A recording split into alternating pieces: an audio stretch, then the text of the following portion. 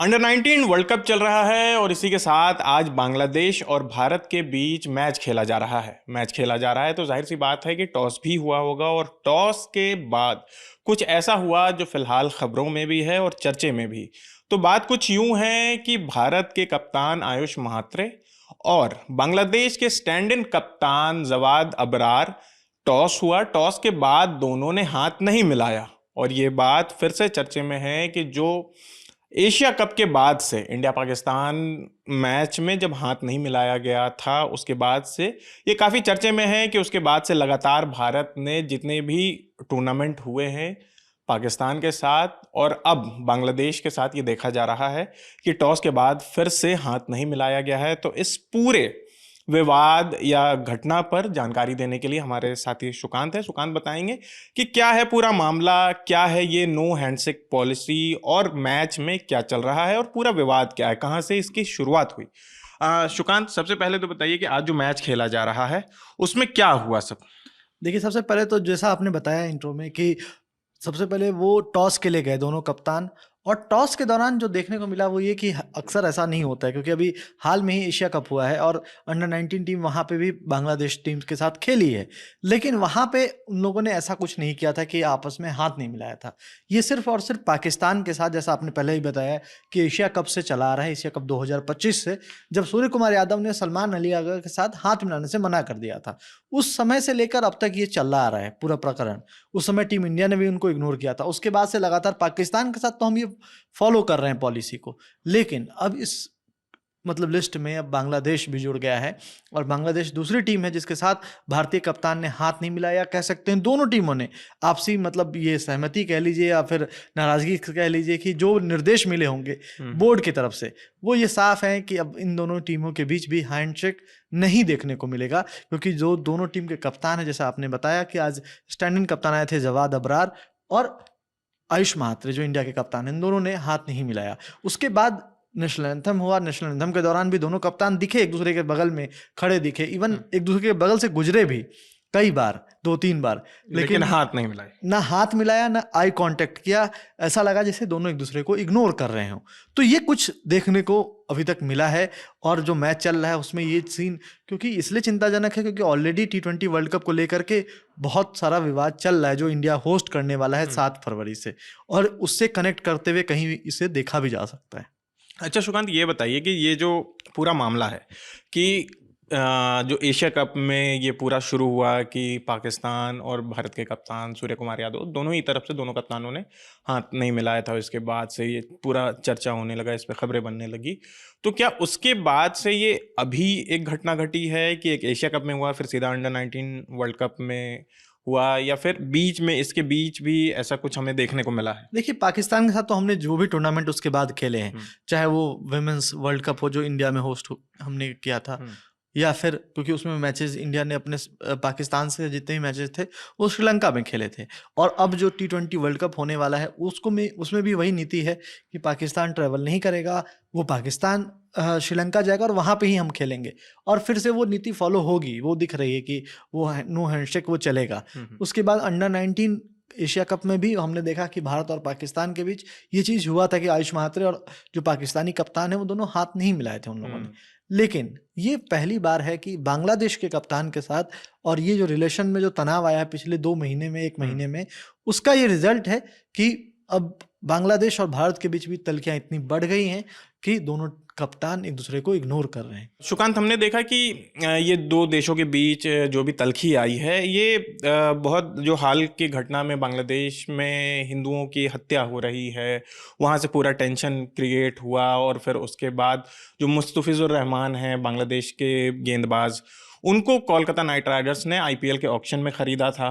फिर वहाँ से एक विवाद शुरू हुआ कि बांग्लादेशी प्लेयर को क्यों ख़रीदा गया है IPL में। उसके बाद से ICC ने भी एक आदेश जारी किया और कोलकाता नाइट राइडर्स के बोर्ड को कहा गया कि आप उन्हें रिलीज़ कर दीजिए।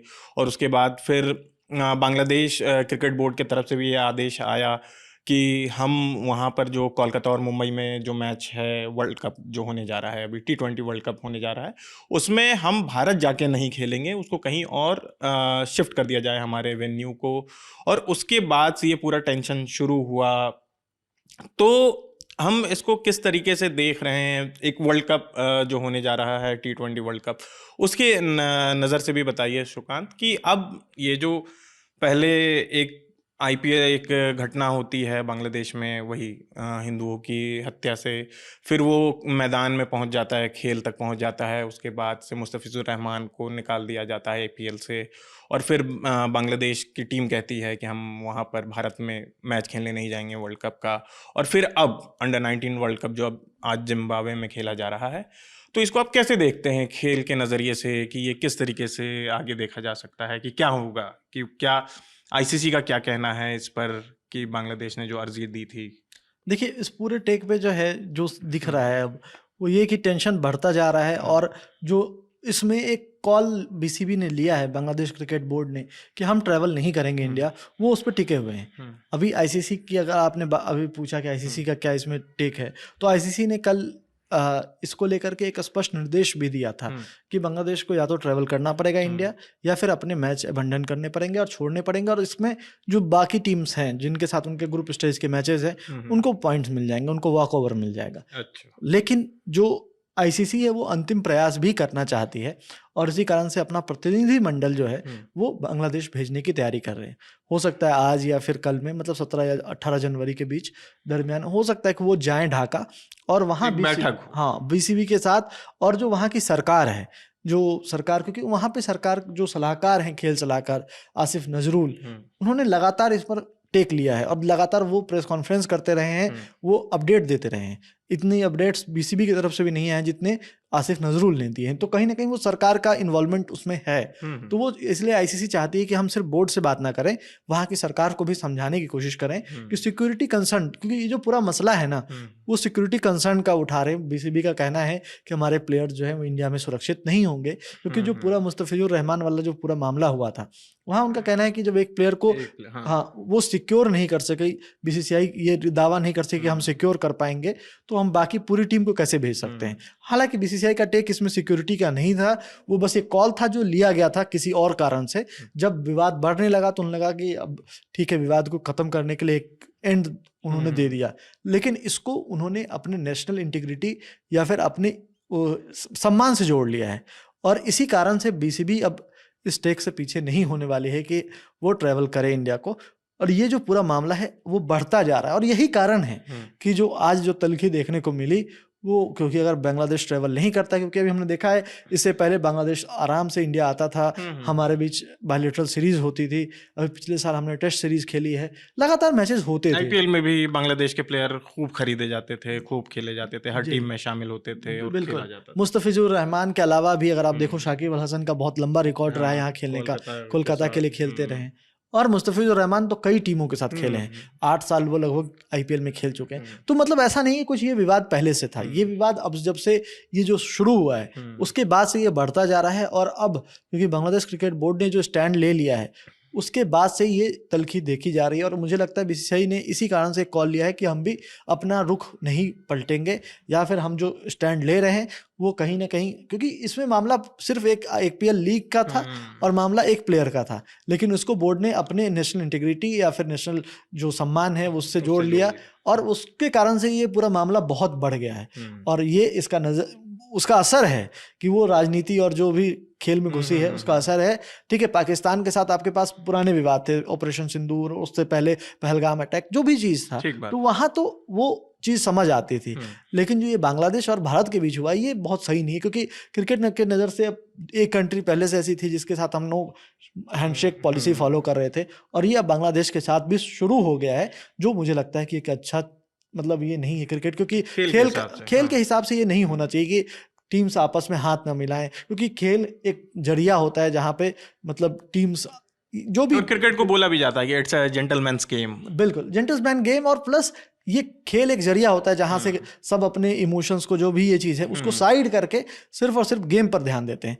वो चीज़ अब नहीं होकर के बहुत चीज़ें इसमें इंक्लूड हो रही हैं, और ये सही नहीं आगे भी, क्योंकि अभी हमें होस्ट करना है, और अगर ऐसा बांग्लादेश ट्रैवल नहीं करती तो भी ये एक अच्छा संदेश नहीं जाएगा। और ये तो थी उस पूरे विवाद की बात कि कैसे नो हैंडशेक पॉलिसी क्या है और आज के मैच में टॉस के बाद क्या हुआ। लेकिन अब जाहिर सी बात है कि अब टॉस हो गया है और टॉस बांग्लादेश ने जीता। इसके बाद भारत को कहा गया कि आप बल्लेबाजी कीजिए, हम बॉलिंग करेंगे। तो हम ये भी चाहेंगे सुकांत कि आप बताएं कि मैच का अभी क्या हाल है, मैच क्या खेला जा रहा है, क्या स्कोर हुआ है। जी, मैच की बात की जाए तो हम्म, टीम इंडिया ने पहले बैटिंग की है, अंडर हम्म, 19 टीम ने, और 238 रन बनाए हैं। ये मैच बारिश में थोड़े रुकावट थोड़ा के देर कारण, से शुरू हुआ हाँ, था। और 49 ओवर का मैच हो गया है। हम्म, तो उसमें भारतीय टीम हालांकि पूरे ओवर तक बैटिंग नहीं कर पाई, 48.4 ओवर तक बैटिंग के और 238 रन बनाए। मतलब जो हम्म, टारगेट है बांग्लादेश को मिला है 239 का है। जो बड़ी बात ये है कि पिच भी थोड़ी वैसी है जहाँ पे बैटिंग करने में थोड़ी सी मुश्किल। मुश्किल है। हम्म, तो इस लिहाज से जो अभिज्ञान कुंडू जो टीम इंडिया की तरफ से हाईएस्ट स्कोरर रहे हैं, 80 रन उन्होंने बनाए, तो उन्होंने कहा कि हमें लगता है कि हमने टारगेट लिया था 230 रन यहाँ पे बनाएंगे, और उस लिहाज से मुझे लगता है कि अच्छा टोटल हमने बनाया है जो 238 रन है। अब देखते हैं आगे क्या होता है। बांग्लादेशी टीम अब बैटिंग करेगी और वो क्या करते हैं वो देखने लायक होगा। लेकिन टीम इंडिया की शुरुआत अच्छी रही थी। अमेरिका को उन्होंने हराया था 6 विकेट से, वो भी मैच डकवर्थ लुइस मेथड से ही जीता था। और अब ये अगर बांग्लादेश को हरा देते हैं तो ये सीधा आगे बढ़ जाएंगे, जो ग्रुप स्टेज का है वो क्लियर कर लेंगे। हम्म, इसके बाद उनको एक और मैच खेलना है, लेकिन वो मैच न्यूजीलैंड का, तब फिर कोई उतना मायने नहीं रखेगा क्योंकि आप पहले ही टॉप पे चले क्वालिफाई जाओगे। कर जाएंगे। जी। तो जाहिर सी बात है कि सुकान ने हमें बहुत अच्छे से समझाया कि ये जो पूरा नो हैंडशेक का मसला है, पूरा विवाद है, वो क्या है, कहाँ से इसकी शुरुआत हुई और फिर ये इसका आगे परिणाम क्या हो सकता है। इस बारे में भी उन्होंने बहुत अच्छे से जानकारी दी और ये भी बता दिया कि मैच में भारत ने आज कितने रन बनाए हैं। और जाहिर सी बात है कि बारिश हो गई है तो पिच ज़रूर थोड़ी तो बदलेगी, पिच गीली होगी और जाहिर सी बात है पिच गीली होगी तो जहाँ तक मेरी समझ है क्रिकेट को लेकर, तो बॉल थोड़ा रुक के फंस के आएगी तो बांग्लादेशी बैट्समैन को दिक्कत होगी। और देखते हैं इसका नतीजा क्या होता है, मैच में आखिर कौन जीतता है कौन हारता है। और क्रिकेट अनिश्चितताओं का खेल है। तो आप मैच भी देखिए और साथ ही साथ ललन टॉप भी देखते रहिए। मेरा नाम आसिफ है, हमारे साथ सुकांत है, कैमरे के पीछे हमारे साथी प्रशांत हैं। शुक्रिया।